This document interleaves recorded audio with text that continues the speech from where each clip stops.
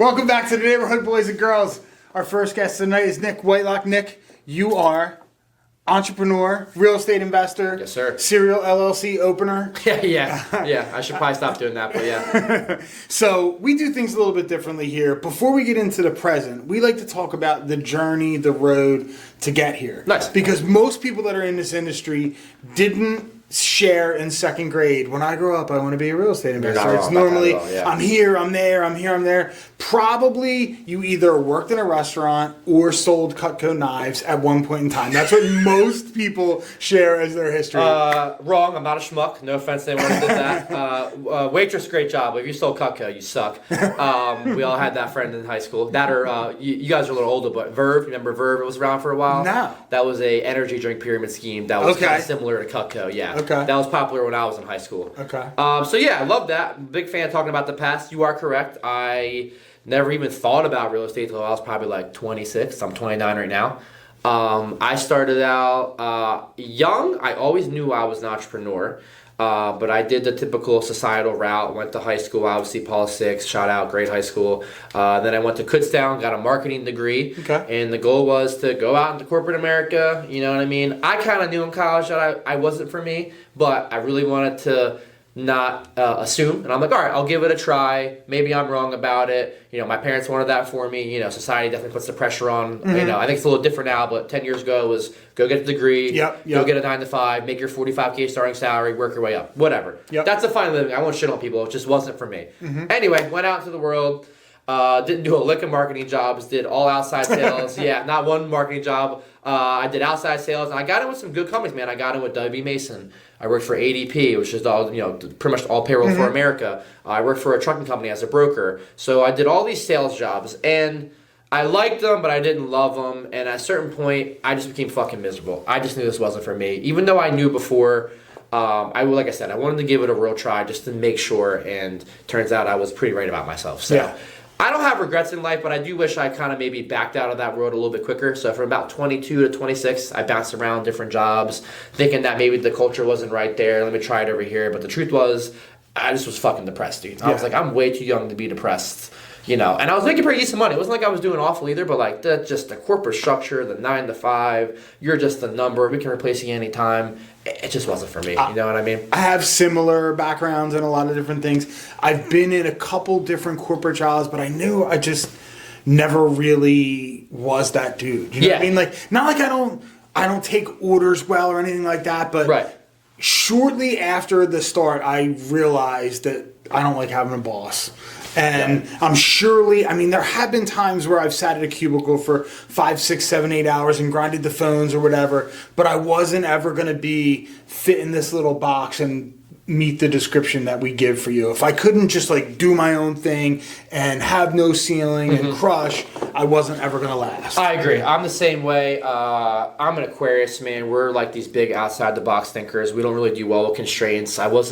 I'm an organized guy, but it's kind of like chaotic organized, but it works for me. You know what I mean? It's not like if your room's not messy, you don't have nothing going on in your life kind of thing? Not even just that. It's just like, I always feel like I'm putting out fires. I'm not like the best use of a calendar. Like, you know what I mean? Like, I'm not this like super locked in organizational guy, but I still get shit done. It's just not in the way that maybe like your bosses may want. You know what I mean? Tracking everything you do. I do it in my own way, and it works. But it wasn't the way that a lot of bosses like. Never got fired from any of these jobs, but like I said, the structure there wasn't meant for me. Now that I've gotten older, I've opened my brain up more to the idea of maybe working for someone again, but I realized the biggest thing was just my worth. You pay $45K to eat shit.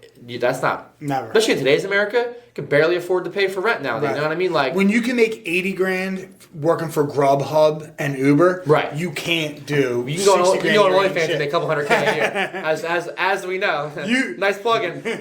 So don't look it up. Might have one. There's so many ways to make money in America now. Like, you don't have to eat shit at some fucking cubicle and be like, oh, well, next year I'll get a 10K raise. Like, absolutely one of the blessings of COVID. It really did show people's mindsets change. That we can make money as a society. It forced us to go 10 years advanced economically. I agree. And people were like, wow, dude, I can like deliver food and do this and do. I can have 3 little side gigs and actually make 90 grand a year instead of eat shit and be my own boss. For the most part.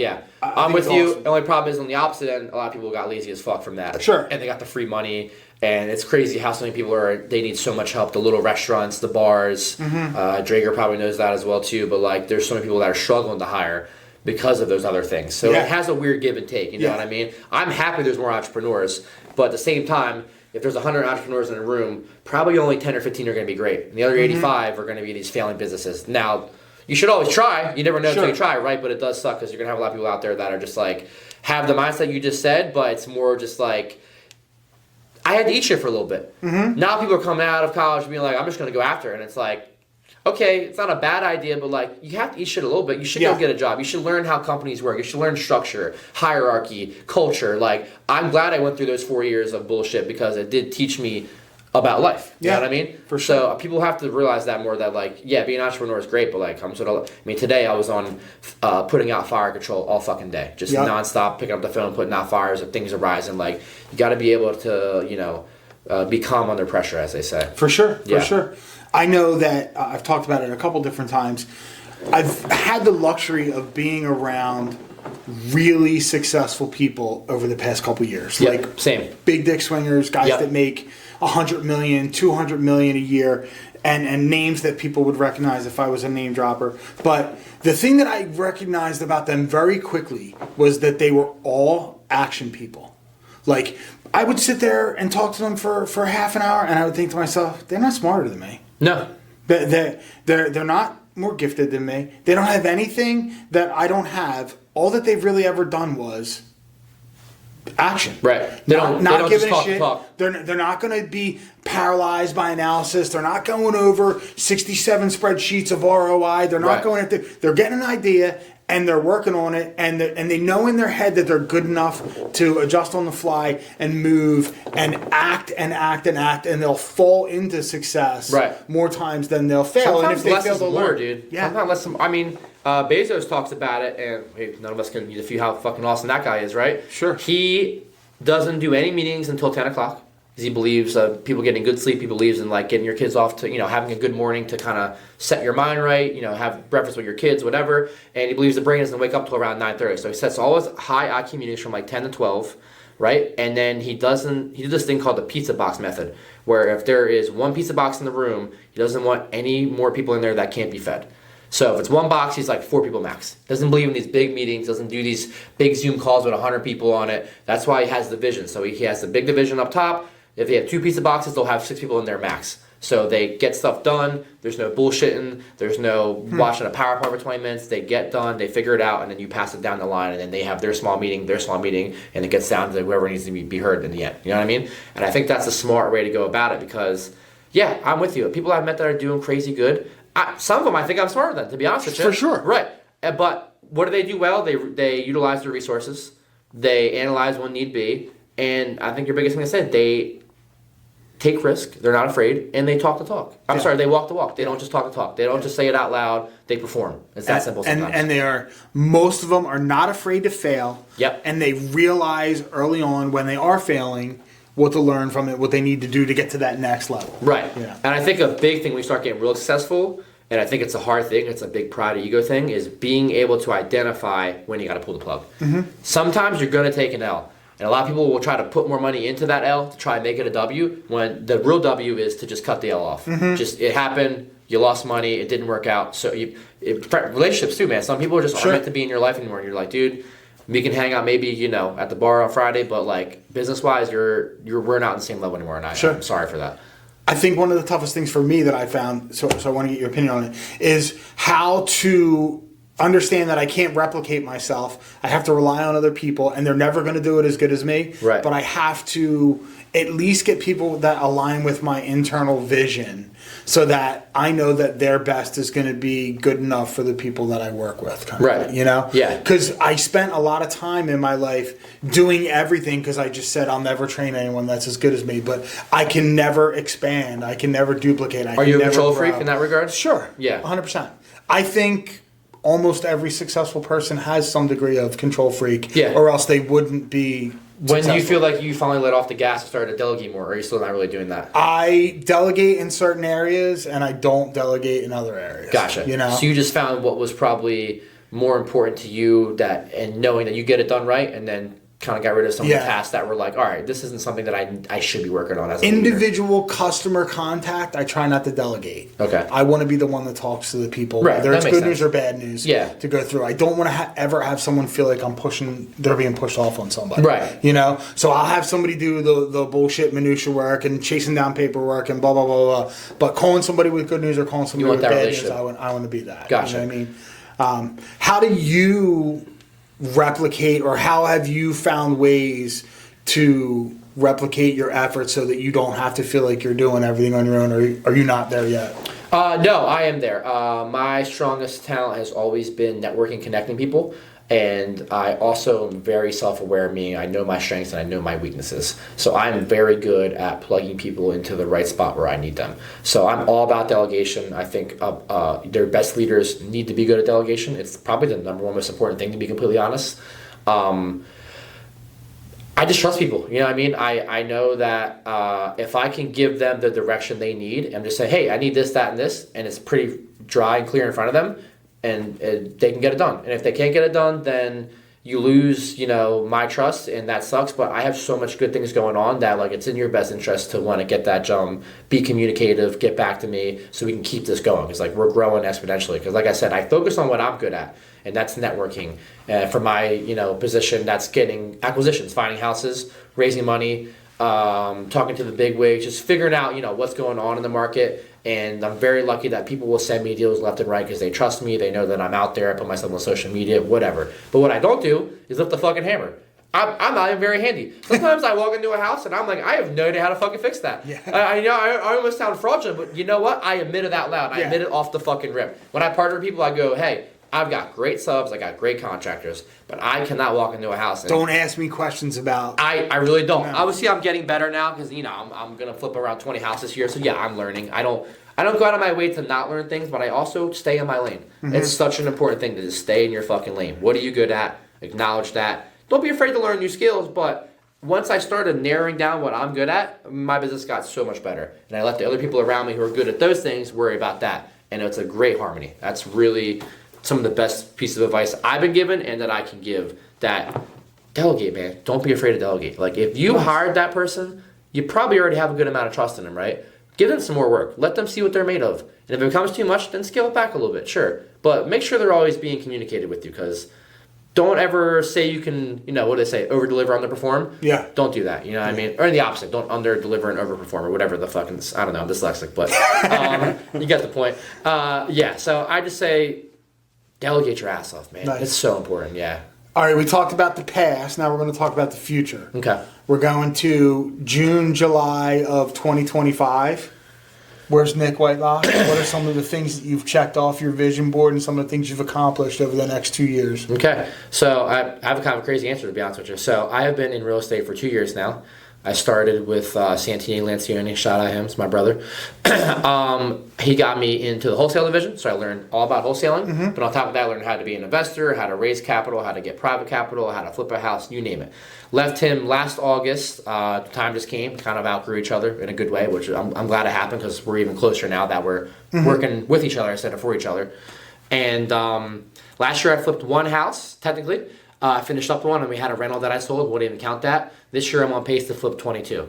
So honestly, I've just put my balls on the table, and I said, fuck it, cashed out all my IRAs, 401ks, crypto, and I'm just all in on real estate right now. The market's hot. The seller side's hot. I'm not working my ass off. I'm getting deals. I'm just trying to really cash out, because who knows how long this will last. You know what I mean? I got to tell you that things are good right now, but we might be in World War III next week. So who knows? So over the next 2 years, I will continue to scale this business. I'm looking to, next year I don't have to go to like 40 or 50, to be honest with you. If I flip another 25 next year, I'm chilling. Sure. I try to make 30 per deal. That's my goal. So if I'm making, back-to-back years of $600K off just that business alone, I'm not greedy. That sounds awesome. You know what I mean? I do other things as well too. So over the next 3 years, I definitely want to continue at the pace I'm at for flipping houses. I would like to get on the lending side more in terms of like hard money and private money. Okay. So if I can build capital or raise capital, I'd love to start lending to my close friends and other people who I know are trusted investors. So I like to be on that side a little bit more. I like to buy 1 to 2 new businesses a year, whether I'm starting that one or buying into maybe like a laundromat, a car wash, something like that. Because I just love business. I like real estate a lot, but it's not my end all be all. Sure. So I just want to be tons and tons and tons of baby boomers that are going to be retiring and selling their right. house. And I like business in general, dude. I'd love to get into maybe legal weed in Jersey. You know, what I mean, I have a lot of different things I like to get my mind into. But if you're saying 2025, to be honest with you, all this is building up to one thing right now, and that is to me to get into politics eventually. Okay. Yeah, and I'm talking like no fucking local bullshit. Not that local's great. Governor? I'm talking like senator or governor. Senator, governor? Yeah. Okay. I'm putting my balls on the table All once right. again. All right. As of right now, I think We're going to have to hide that OnlyFans by then. yeah, maybe not. By then, the way you might be America, like, the way hey, America yeah. currently works right now, that might be a positive actually. You might be able to vote on OnlyFans on your account. Right. You know what I mean? Yeah, I mean, apparently you can, barely speak English and get elected. So I don't know if being OnlyFans is that, that bad of a thing anymore. So yeah, as of right now, in a funny way, I guess I'm kind of taking the Trump route. I've always wanted to get into politics. I always thought I'd go later in life, but that's the issue with politics. Everyone has that same idea. Yeah. We need more young people in politics. Yeah. And I'm not saying no more 80-year-olds telling us yeah, what to exactly. do. By that time comes, I'll be 31, 32. Right. I believe we do governor race in 25, and I think we do senator in 27 against bitch-ass Cory Booker. So I'd be down to do either one of them. I legit really want to do it, yeah. I'm 100% all in on the idea. That may change. Maybe my private life is so, the private sector is so good, and I'm like, why would I get into this, shit show that is politics? But I actually generally like politics, and I actually generally do really care and give a fuck too. So That's awesome. That's where 2025, if all goes well, I'm hopefully running for governor or senator. All right. Now, last question. You want sports or music? Sports all day. Sports all day. Love both, but I'm a huge sports guy. Okay. Fanatic. So you get to go to any sporting event that has ever happened, ever in the history of the world, and you can bring one person with you. Right. What's the event you want to go watch in person, and who do you want to bring? Super easy. I go to the Super Bowl and Eagles one with my dad. Okay. Super easy. Yeah. Football's number one in my life. It's given me my best friends, family. Mm-hmm. It's probably my close relationship I have with my dad. I fucking love the Eagles. I went to the Super Bowl last year, unfortunately. I wish I went to the one 5 years ago, but I wasn't making the money I make now. Back then, it was a lot harder. But yeah, it's my dad's closest bond. Eagles are like the number two thing in my life, almost behind like family. Even then, sometimes Eagles go number one.